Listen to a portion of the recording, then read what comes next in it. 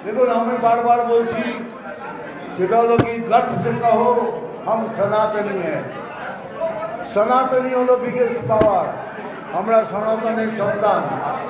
আমাদের হলো এটাই পাওয়ার আমরা এটা নিয়ে লড়বো আর মুর্শিদাবাদের যে ঘটনা ঘটেছে এবার ঘটে গেছে এরপর ঘটলে পরে আর আমরা চুপ করে থাকবো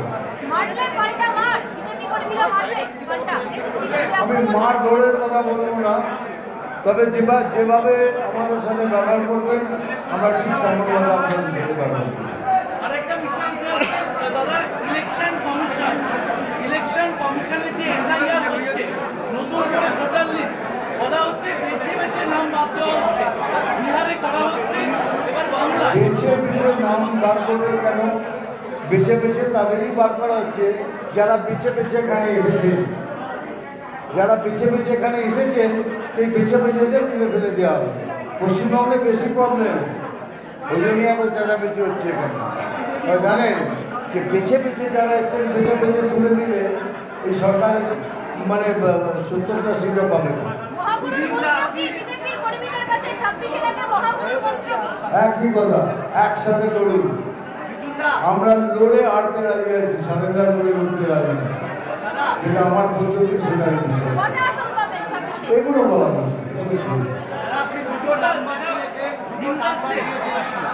দুটো নাম বাদ দিয়েছি দুটো নাম্বার দিয়েছি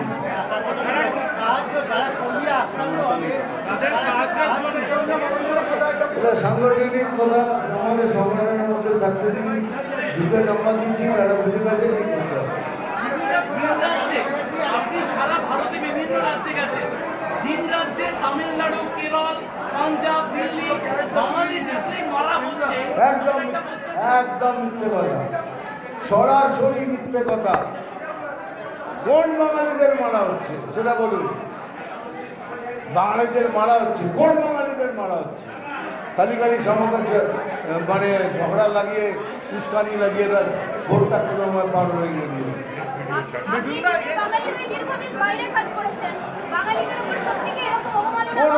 কোনোদিন হয়নি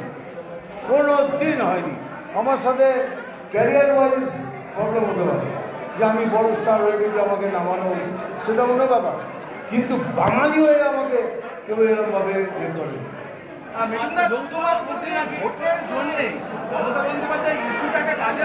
হ্যাঁ একদম ওনার কাজই এটা ওনার কাজই ওটা উস্কানো সব জিনিসে উস্কে দাও কোনো একটা কাজে লেগে যাবে লোকসভা ভোটের আগে আমরা দেখেছিলাম আপনি বিভিন্ন প্রার্থী মানে আপনি প্রচারে গিয়েছিলেন একটা করে র্যালি একটা করে মঞ্চ বিধানসভা ওয়াইজ এই যে সাংগঠনিক বৈঠক আপনি কতগুলো বৈঠক করার আমি সব জায়গায় যেতে লাগিয়েছি শেষ হয়ে গেলে আমার একটা রাউন্ড শেষ করবো যে কাজ আমাকে দেওয়া হচ্ছে সেটা আমি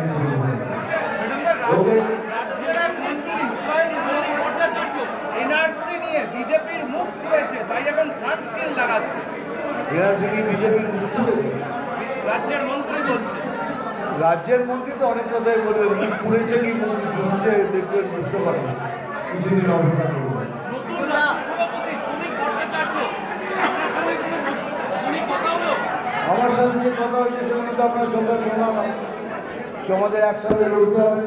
যারা পুরনো হয় তাদের দেখে আনতে হবে আমাদের কাছে কই আগে ছোট বড় কেউ হবে না সবসময় এই জন্যই এখানে বসে আছেন পুরনো সভাপতি তাপসদা রয়েছে এই মহানন্দ ঘোষ গান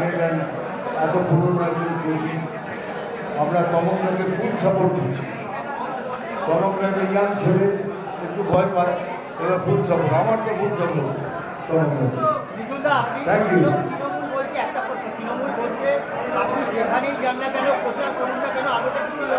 ও তো ঠিক আছে হোক না তো ওদের তো কষ্ট কেন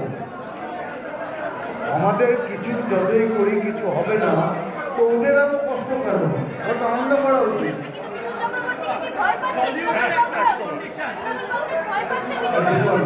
আমি বলবো না আমি খালি বলতে চাই আমি যেখানেই যাই কিছু হবে না তো ওরা এত কষ্ট পাচ্ছে ওদের তো আনন্দ করা উচিত তার মানে কোথাও না কোথাও কিছু একটা আছে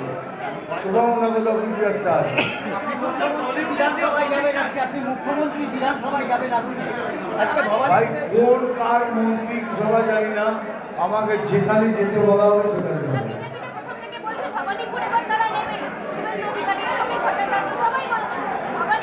একটা কথা বলবো,